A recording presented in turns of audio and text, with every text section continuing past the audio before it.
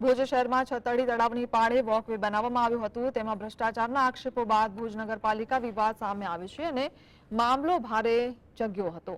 ત્યારે વોકવેના ભ્રષ્ટાચાર અંગે કોઈ તપાસ હાથ ધરવામાં નથી આવી। ભુજ નગરપાલિકાએ હમીરસર તળાવના બ્યુટિફિકેશનના નામ હેઠળ ફરી યોજના શરૂ કરતા લોકોમાં સવાલો ઉભા થઈ રહ્યા છે।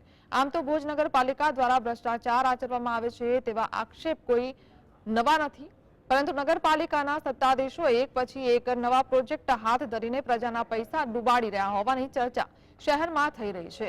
હવે હમીરસર તળાવના બ્યુટિફિકેશનના નામે કરોડો રૂપિયા મંજૂર કરાવીને ભ્રષ્ટાચારનો ખેલ પાડવા રાજકીય ઈસમો તેમજ ભ્રષ્ટ અધિકારીઓ અત્યારથી જ સક્રિય થયા હોવાનું જાણકારો કહી રહ્યા છે। હમીરસરની જે હેરિટેજ બાઉન્ડ્રી છે જૂની, એને તો અડવાનું જ નથી કે હેરિટેજ જે વસ્તુ છે એનાથી આપણે થોડુંક જગ્યા મૂકીને જ આગળનું આયોજન કર્યું છે। અને જે પ્રમાણે વોકવેનું કામ ચાલુ છે, આજે ઘણા વર્ષોથી વોકવેનો પ્રશ્ન અટકેલો પડ્યો હતો, પણ અમારી આવી બોડી ત્યારબાદ વોકવેના 2 ફેઝ કમ્પ્લીટ થઈ ગયેલ છે। ત્રીજા ફેઝનું કામ ચાલુ છે, ચોથા ફેઝનું કામ ટૂંક સમયની અંદર ચાલુ કરશું। શહેરની વચ્ચોવચ્ચ ખૂબ સુંદર જગ્યા આવેલી છે, એટલે કે છતરડીવાળું તળાવ। છતરડીવાળા તળાવની આસપાસ એટલે કે 1.5 થી પોણા 2 કિલોમીટરમાં ભુજ નગરપાલિકાએ કરોડો રૂપિયા ખર્ચીને વોકવે બનાવ્યું હતું। જે તે સમયે બનેલા વોકવેના હાલ આપ દ્રશ્ય જોઈ રહ્યા છો। સામાન્ય વરસાદમાં જે તે સમયે આ વોકવે તૂટી ગયું હતું, જેના જે ઇન્ટરલોક હતા તે પણ ઉખડી અને બહાર આવી ગયા હતા। અત્યારે આ વોકવેની જે આ પરિસ્થિતિ જોઈ રહ્યા છો, જાણે આ વોકવે ખંડેર હોય તે રીતના દ્રશ્યો સામે આવી રહ્યા છે।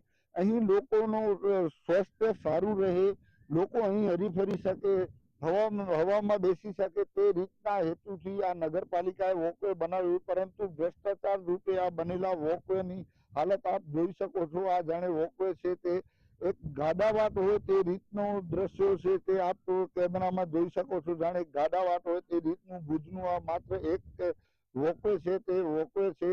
હવે છેલ્લા 2 વર્ષથી ભુજના ધારાસભ્ય કેશુભાઈ પટેલ વાત કરી રહ્યા છે ફરી રિનોવેશન કરાવવાની, ત્યારે ફરી કરોડો રૂપિયા આમાં ખર્ચા છે, પરંતુ ભુજવાસીઓ તે પૂછી રહ્યા છે છેલ્લા 2 વર્ષથી આ કામ શરૂઆત થઈ હતી, પરંતુ કામ જैसे તે વૈસે પરિસ્થિતિમાં હાલ પડ્યું છે। ત્યારે નગરપાલિકાએ ફરી નવું નુસ્ખો અજમાવ્યું છે અને ભુજના લોકોને લોલીપોપ આપ્યું છે કે મહાદેવગઢથી કરી અને જે કહેવાય કે રામધૂન સુધીના વિસ્તારમાં છે તે 1 કરોડ અને 20 લાખના ખર્ચે જે છે તે બ્યુટિફિકેશનનું કામ કરવામાં આવશે। જ્યારે આ જે કરોડોના ખર્ચે બનેલું વોકવે છેલ્લા 2 વર્ષથી ખંડેર હાલતમાં પડ્યું છે, જે દેખાતું નથી, અને નગરપાલિકાને નવું કામ દેખાતા તેઓએ જાહેરાત કરી છે કે 1 કરોડ ને 20 લાખ રૂપિયાના ખર્ચે બ્યુટિફિકેશન કરી અને મહાદેવગઢથી રામધૂન સુધીનો આખો વિસ્તારને વિકસાવવામાં આવશે।